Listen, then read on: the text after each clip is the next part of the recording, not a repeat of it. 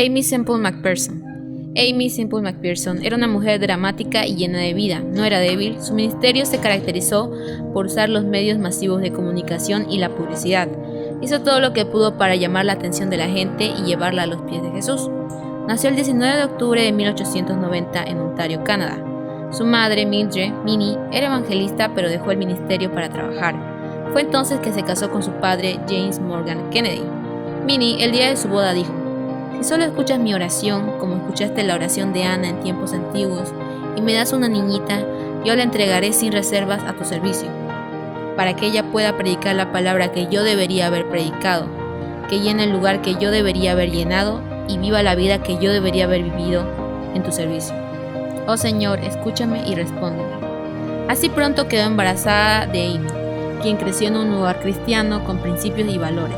Jugaba a ser predicadora, colocaba sillas alrededor de ella para predicarle a un grupo imaginario. Aimee en su juventud se caracterizó por ser vivaz, líder, creativa. Se destacaba en las clases de oratoria y en su pueblo brillaba con las producciones teatrales. Pero tristemente, Aimee creció en una generación que tenía numerosas reglas religiosas.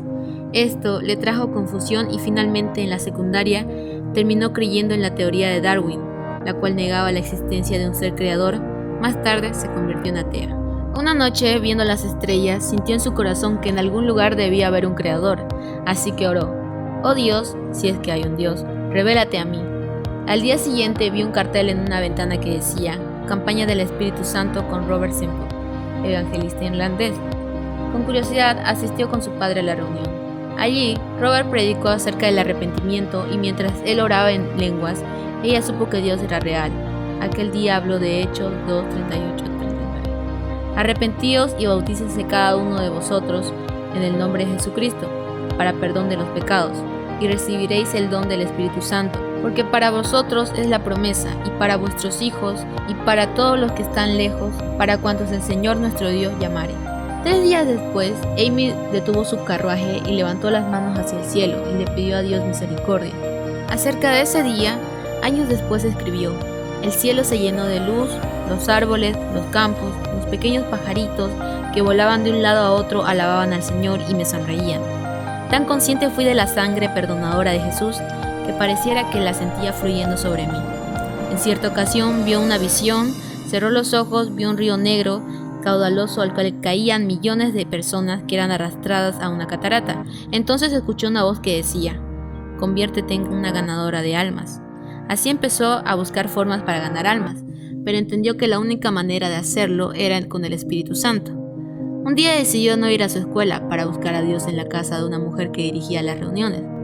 Fue allí que recibió el don de lenguas.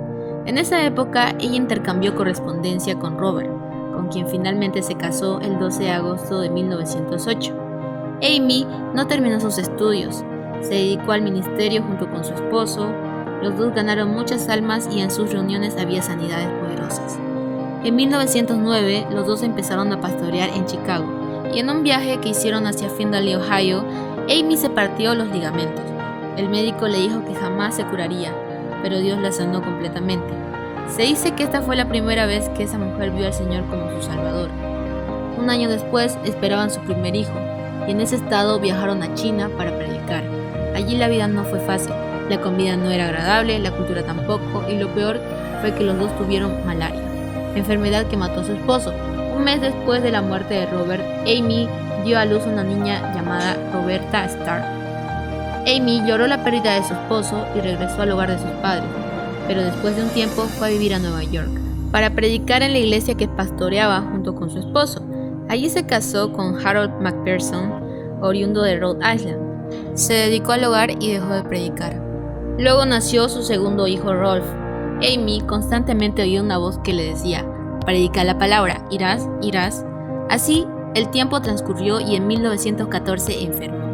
Después de varias operaciones y al ser desahuciada, despertó de un profundo coma para levantarse y obedecer a Dios. En 1915, que esta mujer decidió separarse de su esposo para volver a Toronto y predicar. Ella le escribió: "He tratado de seguir tu camino y he fallado. ¿No querrías venir tú ahora y seguir mi camino? Estoy segura de que seremos felices". Pero las diferencias eran tan grandes que se separaron. Amy volvió a la campaña junto con sus antiguos amigos y al poco tiempo empezó a predicar por sí sola. Utilizaba muchos métodos para atraer a la gente. Con las ofrendas que daba, compró una carpa para tener las reuniones. Durante los siguientes 7 años, predicó 6 veces recorriendo todos los Estados Unidos. Entre 1917 y 1923, predicó en más de 100 ciudades en campañas, y Dios hizo poderosos milagros en su ministerio. El primero de ellos fue el de una mujer que sufría de artritis reumatoide. En una de sus reuniones, las ofrendas alcanzaron para comprar un Packard, que pronto se convirtió en su iglesia sobre ruedas. Amy se paraba en la silla de atrás y predicó de 8 a 10 reuniones diarias. Fue conocida por su fuerza y por la afectuosa manera de predicación. En una ocasión, una lámpara le explotó en la cara. Ella rápidamente metió la cabeza en un cubo de agua, sin embargo, tuvo múltiples heridas. Esa noche en la carpa estaban algunas personas para burlarse de Amy. Una de ellos la encarneció, pero ella, al oír lo que decía, se levantó y salió para empezar la reunión. Esa noche, al frente de todos, mientras adoraban, Dios la sanó. Su cara pasó de ser roja al color natural. Amy siguió su ministerio junto con su mamá. Casi siempre llevaban a sus hijos a los viajes. En 1918, la familia se trasladó a California. Para esas épocas, la fama de Amy se había extendido y su ministerio también. Su madre, quien le ayudaba con la organización de los ministerios, la absorbía tanto que finalmente dejó de trabajar junto a ella. Pero Amy siguió adelante. Recorrió Estados Unidos entre 1919 y 1923, recogiendo fondos para el Angelus Temple. Mientras construía el templo, trabajó en la estación de radio Rockbridge. Tiempo después, su propia estación, la primera cristiana en el mundo, a finales de 1922, tenía un auditorio con capacidad para 5,000 sillas.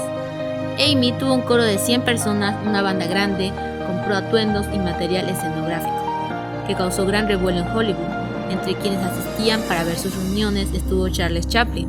Después de esto, abrió la escuela Instituto Bíblico Faro. Años después, fue secuestrada y todos pensaban que había muerto, pero logró escapar y volver a su ciudad. Sin embargo, jamás encontraron a los secuestradores, pero sí se supo que tenía enemigos de la mafia y en el mundo subterráneo, porque muchos de ellos se habían convertido al Señor. En 1930, tras diferentes conflictos, Amy sufrió un colapso emocional. Estuvo 10 meses bajo cuidados médicos. Después volvió a predicar, pero al sentirse sola se casó con David Hero. Este matrimonio duró poco. En un viaje a Europa, él en plena prédica pidió el divorcio. En 1944, la salud de Amy estaba debilitada y una noche antes de dormir, tomó sedantes recetados por su médico. Al parecer tomó más de lo que debía consumir y al día siguiente murió, el 9 de octubre de 1944.